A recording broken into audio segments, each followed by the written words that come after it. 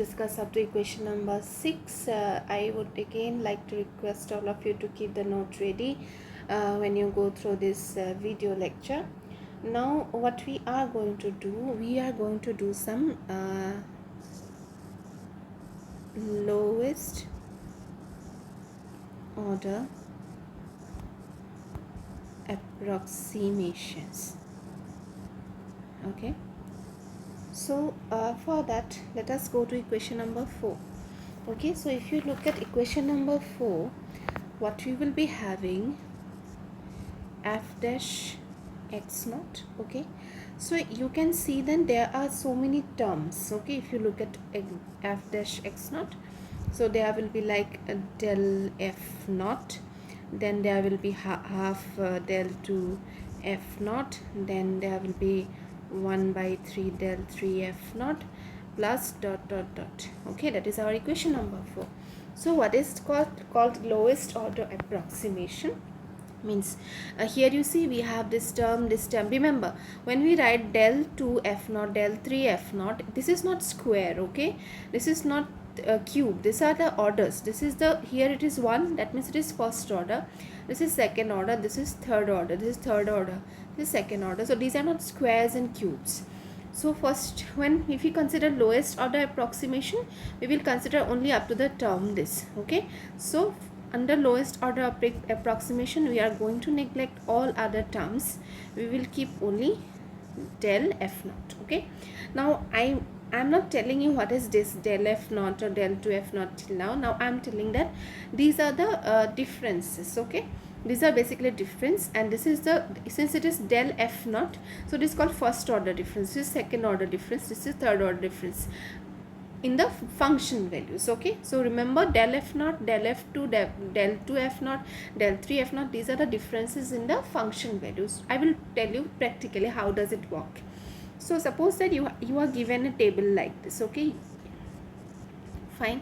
So when you are given a table like this, so usually you have say 0, 2, 4, 6. So you can say that it is equally spaced, isn't it? 2 is the difference between them.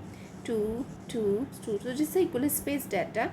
Suppose it has 3. This is say 7. This is 16, and this is 41. Okay, so this is a table. So when we will be doing, we need to prepare a forward difference table. We need to prepare a forward difference table. How does it work for difference table? For that, then we need to do all these things. This is horizontal table, so we will turn into a vertical table. So how to do it? So we will write is like this. So instead of fx, we will write y. Okay, so we will have now a vertical table. Okay, so how many values we have? 1, 2, 3, 4. So we have 1, 2, 3, 4. Okay, so this is 0, 2, 4, 6. We have 3, then 7, then 16, then 41. Okay, so we will extend this table. So first table will be about the first order difference. Okay, let me do one thing.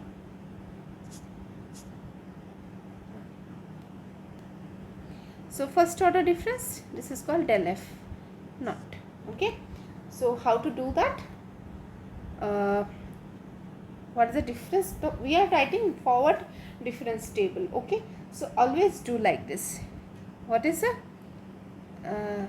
this is what is the subtraction between these two?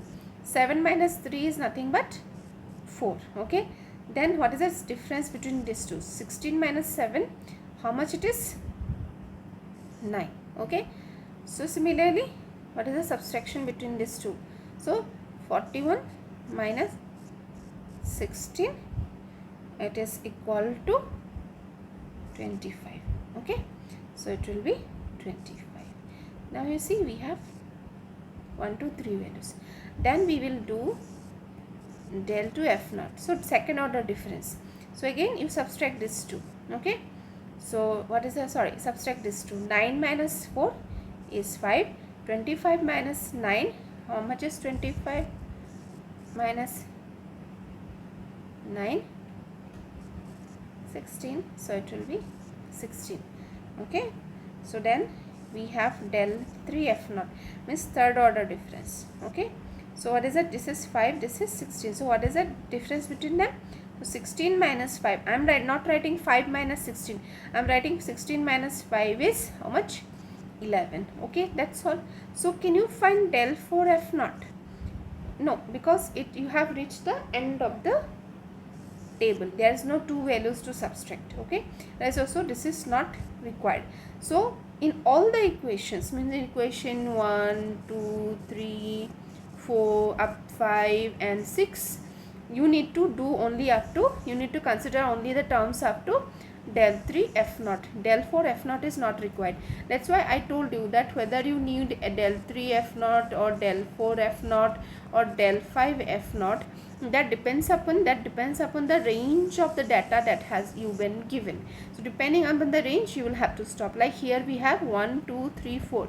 So 4 data, but that's why we stopped at del 3 f naught. So it depends. So let me remove this. This is not required right now.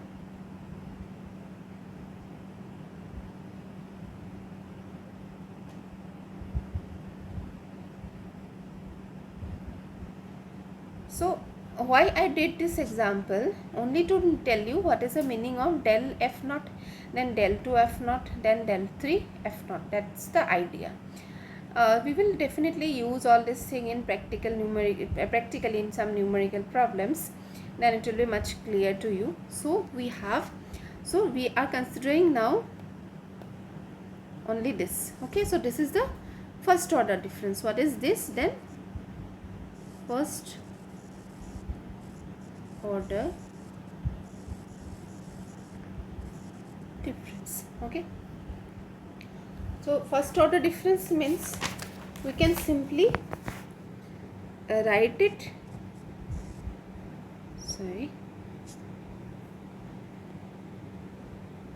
h.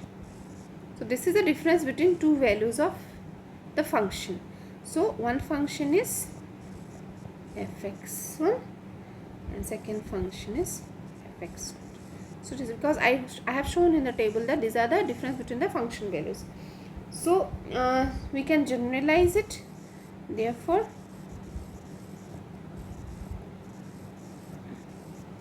we have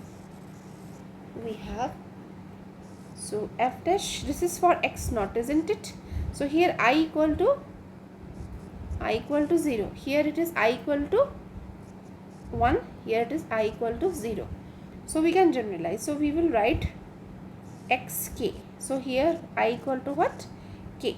So xk, f dash xk is equal to 1 by h will definitely be there.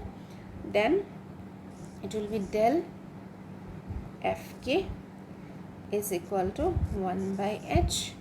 So it will be f of xk plus 1 minus f of xk. Okay, so this is the generalized form. Let me make it more clear. So it's a more generalized form, f dash xk. So here what we did, simply I is equal to k. So this is a generalized form. So we will name it as equation number, I think 7. Okay.